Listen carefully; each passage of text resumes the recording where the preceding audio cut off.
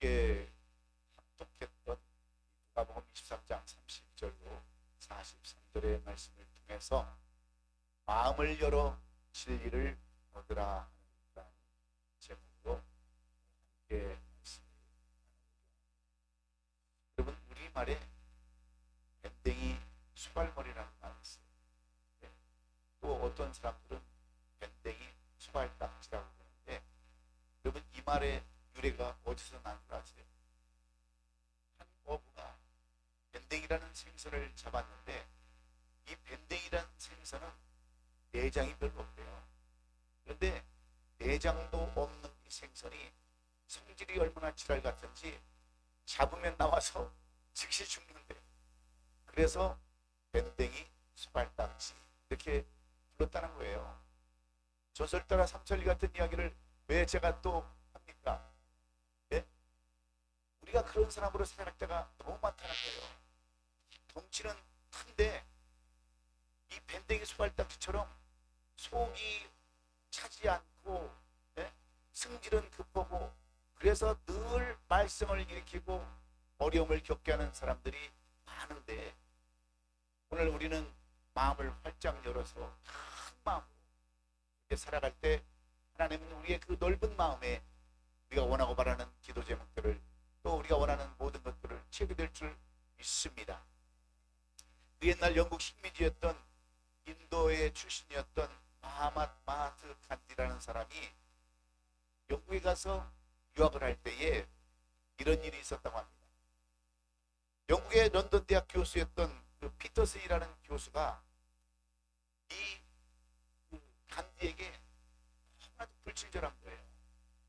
그리고 자신에게 이렇게 와서 굽실거리지도 않고 도도하게 구는 이 간디가 너무나도 이렇게 마음에 들지 않아서 늘 불친절하게 이렇게 대했는데, 어느 날 점심을 먹는데 이 점심 때 자리가 없어가지고 같이 합석을 하게 된 거예요. 이 피터슨 교수하고 간디라는 사람이. 그러니까 이 피터슨 교수가 얼마나 마음이 불편했는지 이 간디에게 이런 얘기를 합니다. 여보게, 자네가 잘 모르는 모양인데 돼지와 새는 같이 밥을 먹는 법이 없다네 그랬어요. 그러니 그리고 빚어버렸어요. 이 말을 들은 이 간디가 얼마나 속이 상했겠습니까? 얼마나 기분 나빴겠어요. 여러분 같으면 어떻게 받아들였겠습니까? 이 말을 들은 간디가 아무런 표정을 짓지도 않고 화를 내지도 않고 이렇게 대답했다고 해요. 예, 교수님, 걱정하지 마세요. 제가 다른 곳으로 날아가서 식사를 하겠습니다 하고 다른 데 가서 밥을 먹었다는 거예요. 여러분, 그러면 누가 돼지고 누가 새입니까? 예? 그런데 이 말을 듣고 나서 교수가 너무나도 기분이 안 좋은 거예요. 그래서 너는 내가 반드시 낙제시킨다.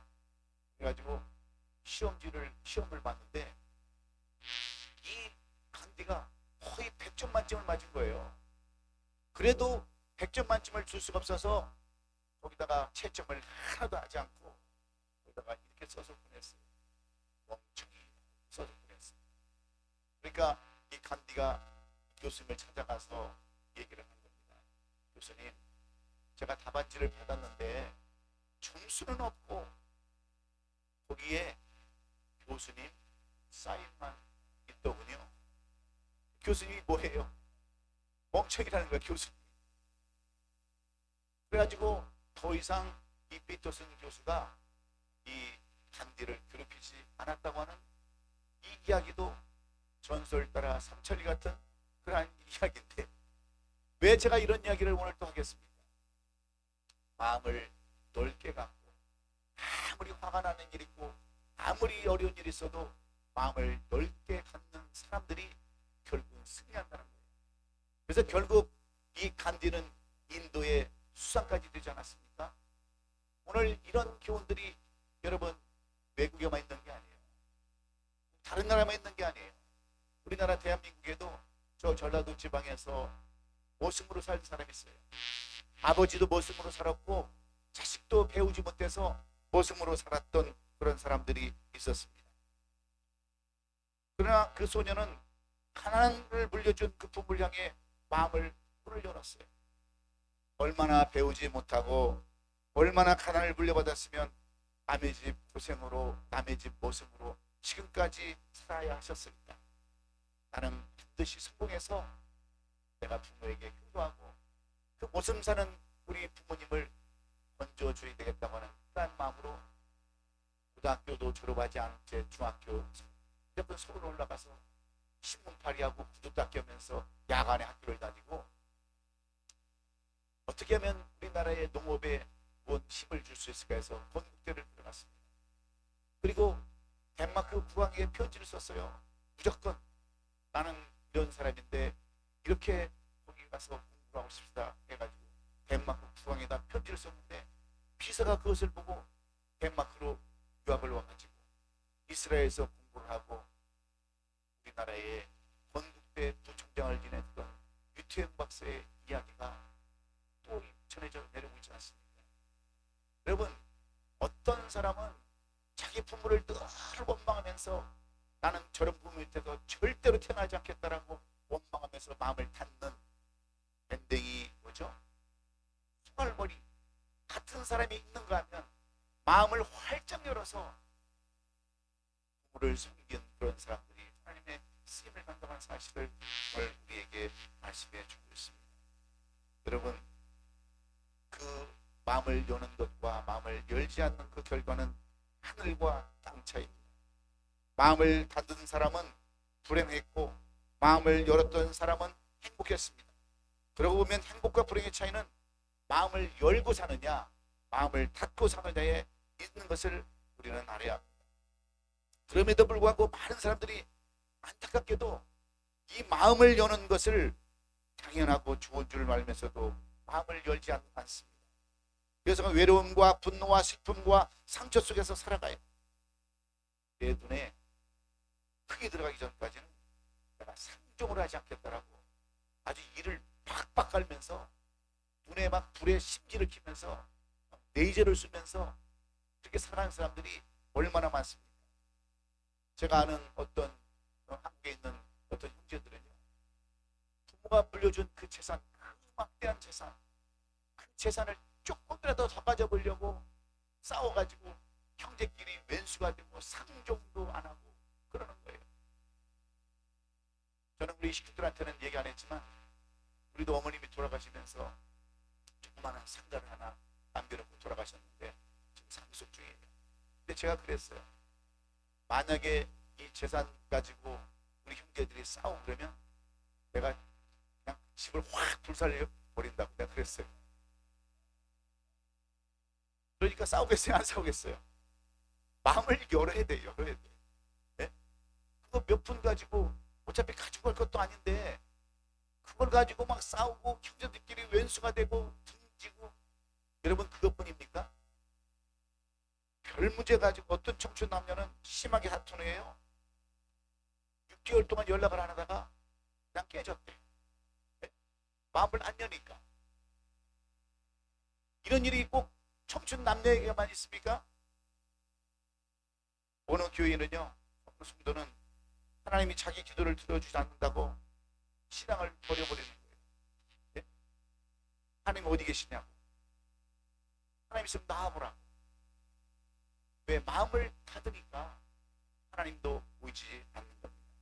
여러분, 마음을 닫으면 사랑도 우정도 믿음 생활도 포기하게 되고 외로움과 슬픔만 불러들이게 되어 있습니다. 마음을 닫으면 행복을 얻기도 어렵고 인생을 잘 살기도 어렵습니다. 그런데도 많은 사람들이 한 번 마음을 닫으면 다시 열기보다 닫고 사는데 익숙해져 있어요. 여기에 문제가 있는 거예요.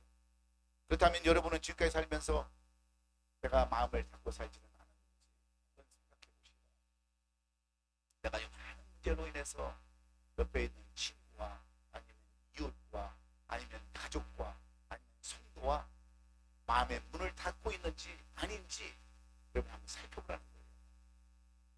여러분 오늘 이 말씀을 하나님께서 괜히 주셨겠어요? 그렇다고 제가 우리 교회의 무슨 형편과 사정을 생각해서 누구 들으라고 이 말씀을 준비했겠습니까? 저는 설교를 미리 다 준비해놨어요. 언제는 이 설교, 언제는 이 설교 다 준비해놨는데 무조건 생각해서 하루아침에 만드는 설교가 아니에요. 제가 목회자가 된 이유를 내가 나중에 설명하려고 했는데, 제가 왜 목회자가 됐겠습니까? 무엇 때문에? 저는요, 원래 선교사를 가려고 했어요. 선교사를. 그래서 그것도 자비량 선교사. 남한테 치사하게 돈 얻어가지고 선교하고 싶은 마음이 없어서 자비량 선교사로 가려고 낮에는 사업하고 밤에는 학교를 다녔어요. 신학교를. 그래서 제가 낮에 설교를 잘 못해요. 밤에 공부를 해가지고. 근데 우리 조금 있으면 금요일에 또 한다고 그러는데, 그럼 금요일에 한번 와보세요. 뭔가 좀 달라졌을까요? 네? 새벽기도를 내가 더 잘 못해요. 새벽기도 트라우마가 있어가지고. 좌우지간 내가 뭔 얘기를 하다 또 여기 왔는지 모르겠는데, 좌우지간 하여튼 여러분들만 보면 막 하고 싶은 말이 너무 많은 거예요. 너무 많아. 왜 마음을 그렇게 꼭꼭 닫고 사는지 너무 답답해. 그래서 항상 오픈마인드 자세로 살아야 되는데, 이 성경은요, 우리에게 요셉을 그 샘플로 얼마나 잘 보여주고 있습니다. 여러분, 요셉은 어떤 사람이었어요? 아버지의 총애를 너무 많이 받아가지고 채색 옷을 입고 살았던 사람 아닙니까? 그런데 그 형들이 이 요셉을 시기하고 질투해서 그를 애굽 상인들에게 팔아버리지 않습니까? 마른 우물가에 가둬버리기도 하고. 그래서 애굽 상인에게 팔려가서 보디발의 집에 모습으로 총으로 살지 않습니까? 거기서도 또 유혹을 당하고 고난을 당해서 감옥에 갇히는 신세를 행하지 않았어요. 여러분, 형들을 생각하면 이 요셉의 마음이 어떤 마음이었겠어요? 요셉의 마음이, 네? 그냥 철천지 원수처럼 그렇게 생각할 요셉이 아닙니까? 그런데 하나님의 은혜로 인해서 이 요셉이 감옥에서 건짐을 받고 애굽에서 최고의 두 번째 자리 국무총리로, 여러분, 이 애굽에서 요셉이 쓰임을 받지 않아요. 그래서 거기서 받은 그 축복은요, 그 누가 받은 축복보다 큰 축복을 받았는데, 이 가나안 땅에 흉년이 들어서 그의 형제들이 이 애굽 땅으로 이 곡식을 구하러 오지 않습니까? 그럴 때 이 요셉이 어떻게 해요? 그 철천지 같은 왼수들, 자기를 지금까지 이렇게 힘들게 하고 어렵게 했던 그 삶을 뒤돌아보면 마음을 열 수가 없는 그러한 요셉이었어요.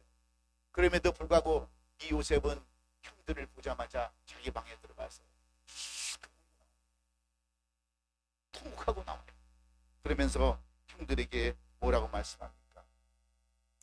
내가 당신들이 주기로 했던 동생 요셉입니다 하면서 형들에게 말했을 때, 형들은요 다 긴장을 났어요.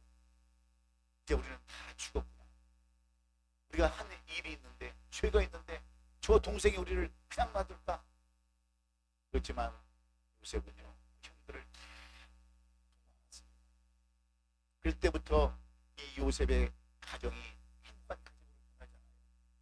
한 사람이 마음을 여니까 온 가족이 다 이렇게 구원을 받고, 거기서 여러분, 이스라엘 민족들이 태동을 하고 위대한 이스라엘 민족들로 여러분 성장하지 않았어요.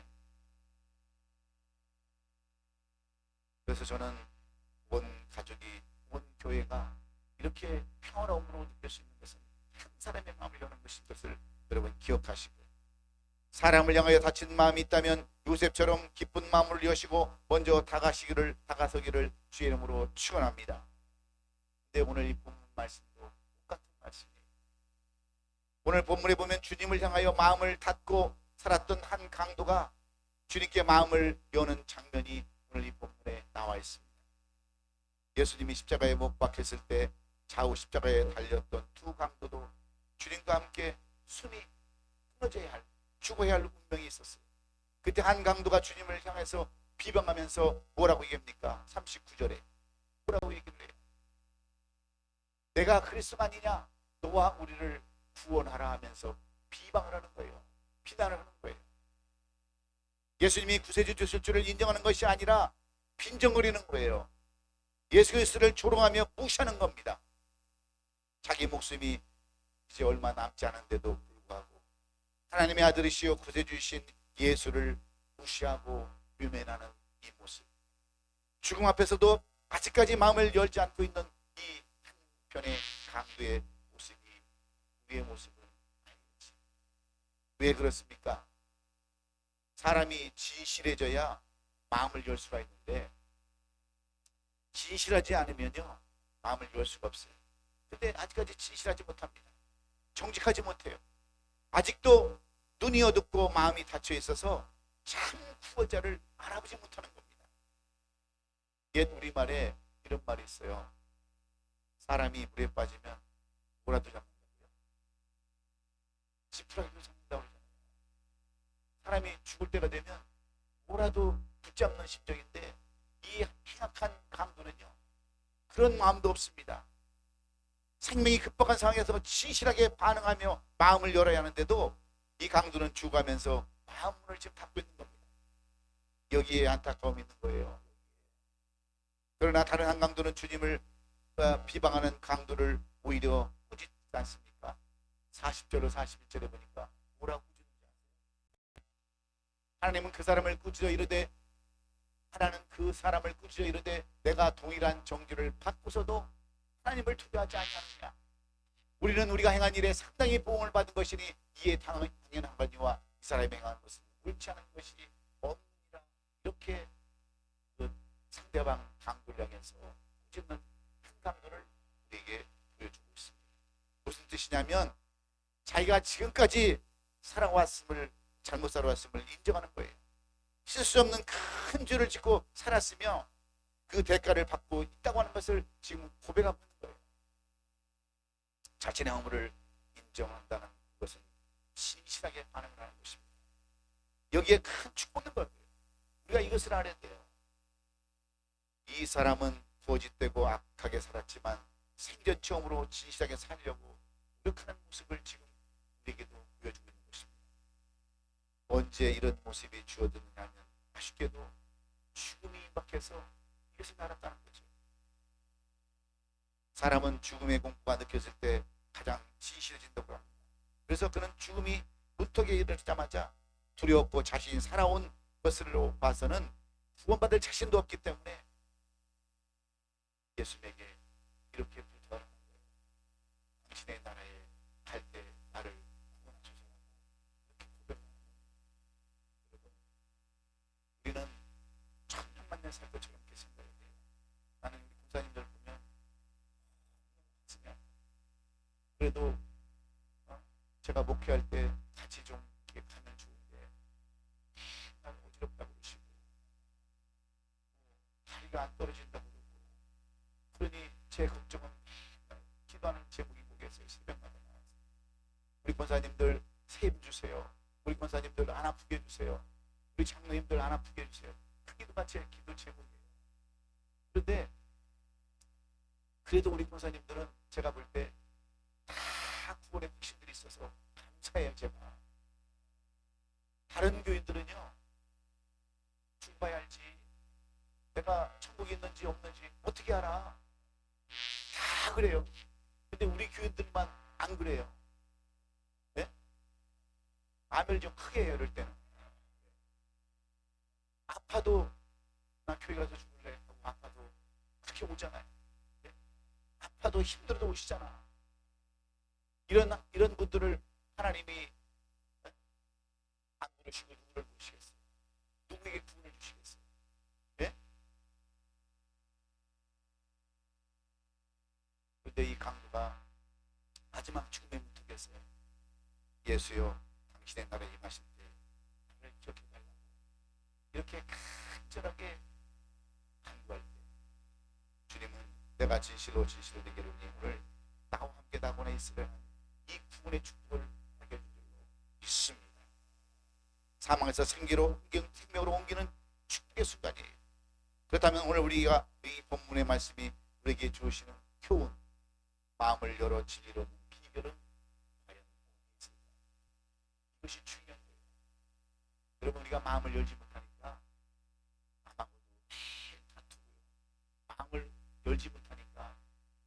마음이 안 들어서 늘 시기와 질투 가운데 살아가는 거예요. 그래서 오늘도 마음을 열어서 진리를 얻는 비결이 무엇인가? 첫 번째는 진리이신 예수 그리스도의 실체를 알아야 우리가 마음을 열 수 있다는 거예요. 이 말은 다시 말하면 예수님이 어떤 분이신가를 알아야 마음을 열고 진리를 깨달을 수 있다는 말이 될 것이고, 또 다른 말은 예수님이 어떤 분이신가를 알아야, 이 말은 예수님을 알되 제대로 믿고 제대로 행해야 마음을 열 수 있다고 하는 그런 말과 똑같은 거예요. 우리가 예수를 모르니까 오늘 우리 미녀 삼총사가 찬양을 했잖아요. 사랑이 무엇인가? 예수님이 사랑 자체이신데 그 사랑 자체를 모르니까 예수님은 예수님대로, 나는 나대로 따로따로 살 수밖에 없는 거예요. 찬양은 그렇게 아름답고 멋있는데 우리가 그 찬양대로 살지 못하는 것이 안타까운 일 아니겠어요? 사랑이 제일 우선이라고 그랬는데 사랑은 온데간데 없고 미움과 질투와 시기가 있다고 한다면 여러분, 우리 믿는 그 믿음 자체가 무슨 소용이 있겠습니까? 오늘 본문 30절 31절에 보면 예수님께서 해골이라 불리던 골고다 언덕 위에서 십자가에 달리셨을 때 그의 양옆에는 두 행악자도 함께 십자가에 달려서 사형을 받게 되었습니다. 똑같이 로마 제국의 죄인들이 되어서 황제의 명으로 사형을 언도받고 죽게 되었을 때 그들이 얼마나 억울하고 분했겠습니까? 얼마나 짧은 인생을 마치고 죽어야 하는 것이 얼마나 원통했겠어요. 그들은 죄가 어떤 죄인가를 떠나서 이제는 마지막 생집행을 당해야만 했던 그들은 하나같이 하나님이 원망스러웠을 겁니다. 세상이 원망스럽고 인생이 원망스럽고 사람들이 원망스러웠을 거 아니겠어요? 그러나 예수님은 그렇지 않았어요. 도리어 자신을 십자가에 매달고 죽이는 사람들을 향해서 34절에 뭐라고 얘기합니까? 아버지, 저들을 사하여 주옵소서. 자기들이 한 것을 알지 못함이다. 이렇게 주님은 고백을 하지 않습니까? 그렇게 기도하시는 주님의 모습을 보고 많은 사람들이 마음을 닫아버려요. 도리어 비난을 퍼붓습니다. 저도 남을 구원하였으니 만일 하나님의 택하신 자며 그리스도이시면 자기도 구원할지라 하면서 비아냥거립니다. 어떤 부인들은 내가 만일 유대인의 왕이면 내가 너를 구원하라고 이렇게 조롱합니다. 이런 모습을 보면서 예수님과 함께 매달린 행악자 한 사람도 뭐라고 비방을 합니까? 내가 그리스도가 아니냐, 너와 우리를 구원하라고. 지금 힘들어하고 그냥 팍딱거리면서 온몸에 피로 뒤적이고 옆구리에 창자국까지 있는 그 예수님 앞에 이 행악자가 염장을 질러요. 염장. 여러분, 염장이 뭔지 알죠? 소금장을 지른단 말이에요. 상처에다가. 지금 똑같이 죽어야 할 자리에 있으면서 염장 지르는 그런 사람이 올바른 사람입니까? 예? 얼마나 아플까? 얼마나 고통당할까?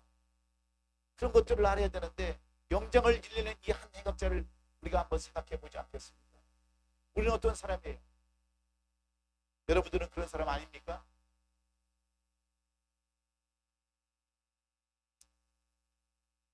상대를 배려할 줄 아는 아름다운 모습 속에는 정말 진정한 아름다움이 있지만 상대를 배려할 줄 모르는 사람은 하나님도 모를 수밖에 없습니다.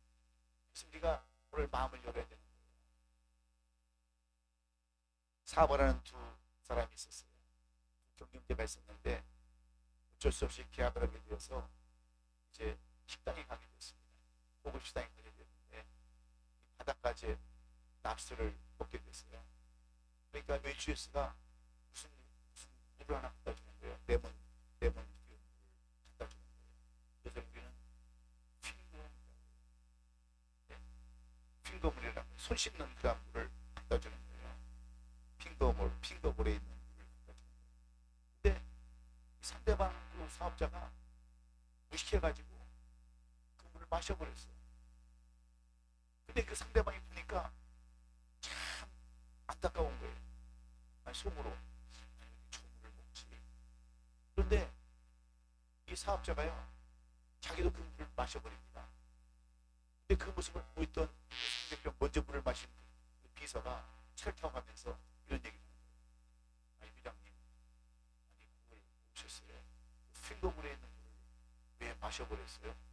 그러니까 아니 아까 그 상대방 그 회장도 물을 확 마셔버렸는데, 그러니까 이 비서가 회장님이 무안해 하실까봐 그 상대방이 그 물을 마셔버린 거예요. 여러분 그렇다면 그 사업의 계약이 체결이 됐겠어요? 안 됐겠어요? 꼭 내가 물어봐야 대답을 합니까? 예? 됐겠어요? 안 됐겠어요? 배려가 다른 게 아니에요. 배려가 조그마한 것 하나서부터 배려가 이루어지고 마음을 여는 거예요.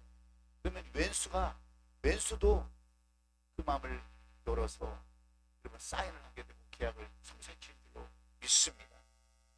사랑하는 성도 여러분, 세상의 모든 문은 억지로 열 수 있습니다. 그러나 마음의 문만큼은 절대 억지로 못 열어요. 그 이유는 마음문의 문고리가 항상 그 사람의 안에 있기 때문에 그렇습니다.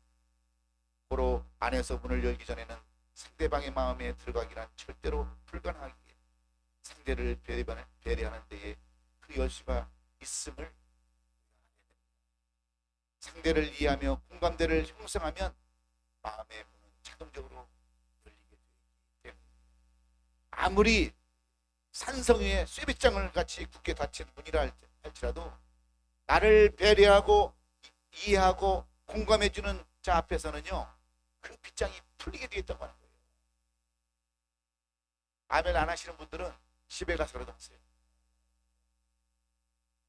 상대방의 눈높이에서 바라볼 수 있는 것, 그것이 바로 사람의 마음을 여는 것이기에 우리는 주님처럼 남을 먼저 배려하는 사랑과 용서의 모습을 보일 때 우리는 진리도 알고 회개하는 한 영혼, 구원하는 한 영혼을 얻을 수 있는 줄 믿습니다. 그래서 예수님의 실체를 우리가 알아야 돼요. 두 번째는 자기 자신을 깨달아야 마음을 열 수가 있어요. 이것이 40절로 41절에 기록된 말씀인데, 마음을 열고 진리를 얻을 수 있는 두 번째 비결은 자신이 누구인지를 알아야 돼. 자신이. 그런데 자신이 누군지 모르는 사람은 절대로 자기 마음을 열 수가 없습니다. 뿐만 아니라 남의 마음도 열 수가 없어요. 오늘 본문에 나오는 행악자 중에 한 사람은 자신이 지은 죄가 무엇인지, 왜 그가 십자가에 매달려 죽게 되었는지 조차를 모르는 거예요.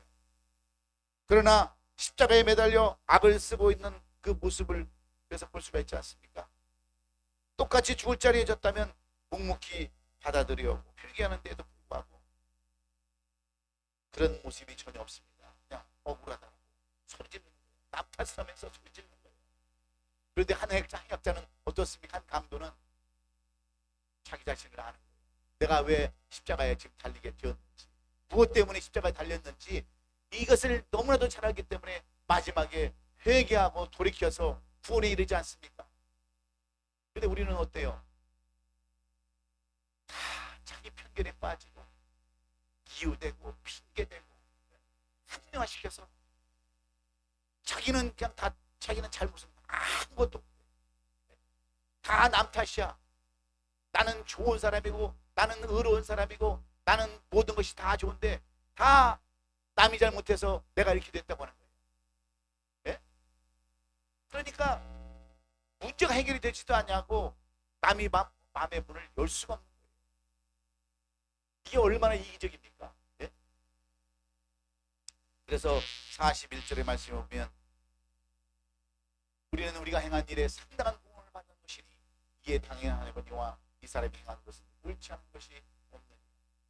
자기 자신을 너무 잘 꿰뚫고 있으니까 이렇게 고백하는 거예요. 이렇게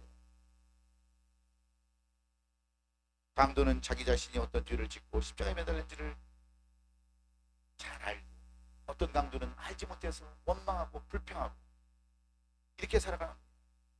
마음을 열어 진리를 얻는 비결은 내가 누구인지, 나는 어떤 사람인지, 어디서 와서 어디로 가는지를 여러분 알아야 우리가 마음을 열 수가 있는 거예요.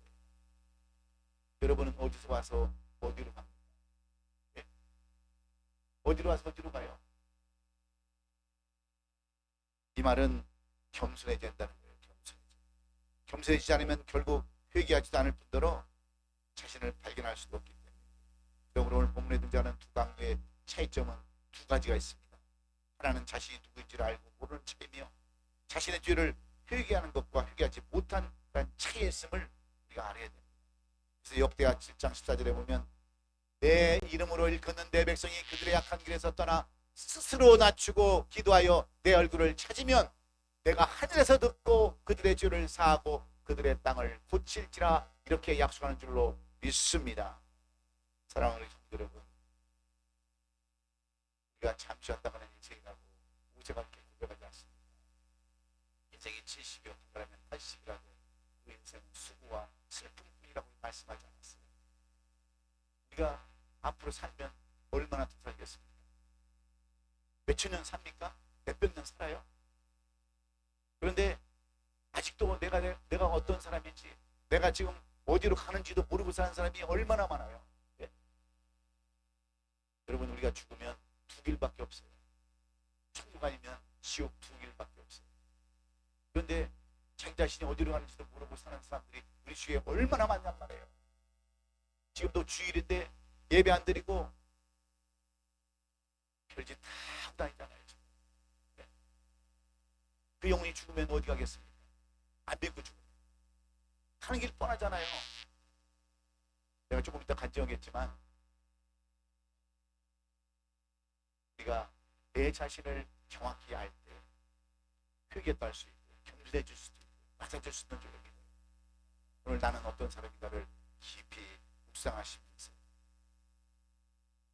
내가 혹시 잘못된 거 있으면 고백하고 회개해서 다시 돌이켜서 구원을 놓치지 않는 저와 여러분들 수 있기를 예수님의 이름으로 축원합니다. 마지막으로 내가 마음을 열고 진리를 얻으려면 어떤 삶을 살아야 되느냐? 인생의 마지막 종점을 알아야 된다. 마지막 끝이 어딘가를 알아야 된다. 사람이 마음의 문을 열고 진심으로 예수 그리스도를 영접하려면 인생의 끝을 알아야 합니다. 그래서 히브리서 9장 27절 유명한 말씀 있지 않습니까? 무슨 말씀이에요? 히브리서 9장 27절에 한 번 죽는 것은 사람에게 정해진 일이요 그 후에는 심판이 있으리니, 이것을 알아야 되잖아요. 우리가 죽는 것으로 인생이 끝난다면 얼마나 좋겠습니까? 죽는 것으로 인생이 그냥 다 클리어 된다면 얼마나 좋겠어요. 안 그래요? 저도 그랬으면 좋겠어요. 목회도 안 하고 시간 놀러 다니고 골프나 시간 치고, 네? 남 사기나 쳐먹고 그리고 살고 싶고, 끝이 없다면, 그리고 심판대가 없다면 그리고 살고 싶어요. 어차피 인생 종치면 끝인데 뒤에 이런 게 없다고 그런다면 막 살아도 되잖아요. 막 살아도. 제가 원래는 우리 집안에 목사라고는 한 사람도 없어요. 우리 집안 자체가. 사촌 형이 전도사 한다고 전도사 가방 들고 다니다가 술 먹고 버스에 치여서 죽었어. 그리고 처갓집에 초삼촌이 하나 있었는데 세상을 그 전도사다가 파괴해가지고 전도사도 안 해. 우리 집안에는 아예 목사라는 목자도 없어요. 근데 저는 목사가 되고 싶기를 원하겠어요? 나는 목사 그러면 사람들이 왜 거지에다가 맨날 목사를 비교하는지 내가 이해가 안 되더라고. 목사는 뭔 항상 뭘 끼고 다닌다. 거지처럼 깡통 끼고 다니지, 뭐 끼고 다닌다.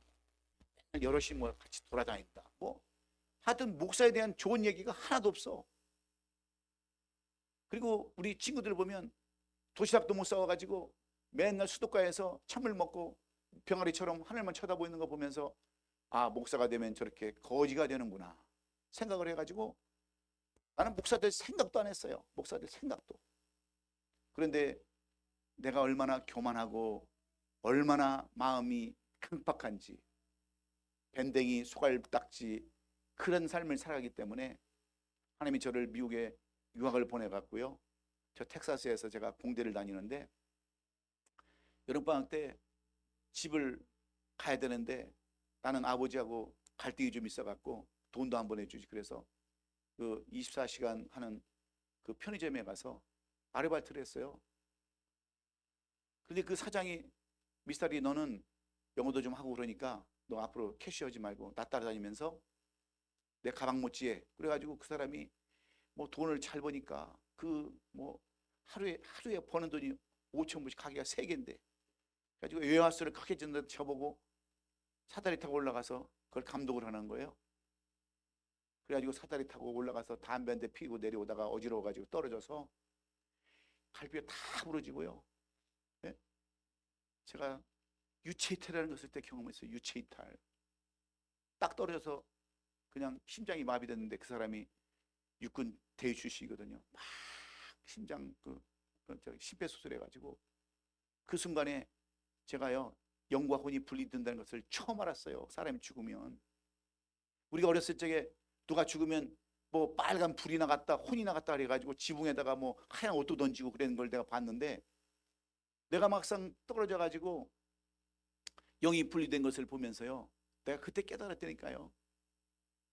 여러분 마음을 열지 않고 저처럼 강팍하면 그리고 예수가 안 믿어지면 몸부터 사다리를 열심히 타세요. 열심히 타.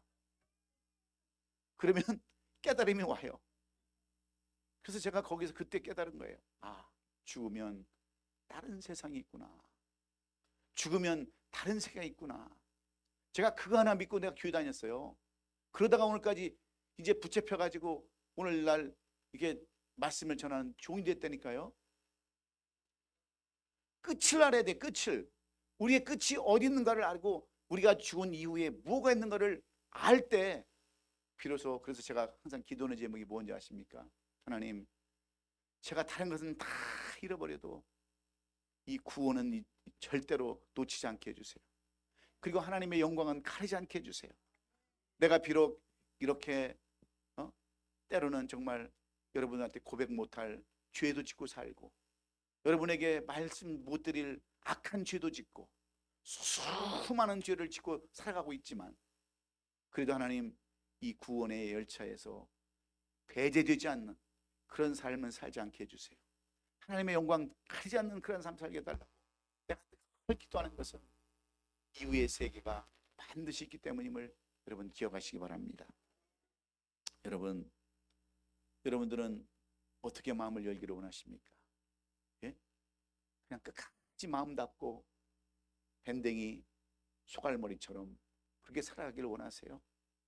아니면 마음을 넓혀서 간디처럼 유태영 박사처럼 예수님처럼 그 다음에 예수님을 용접했던 한상도처럼 그렇게 살기를 원하십니까? 아니면 끝까지 마음 닫고 그렇게 살아가기를 원하세요? 그렇게 원하시면 그렇게 살아가세요. 네? 그렇게 원하시면 그렇게 살아가세요. 그런데 이후에는 반드시 심판이 있다고 하는 거 여러분 잊지 마시고 마음 여세요. 용서하세요. 사랑하세요. 예? 정말로 할 때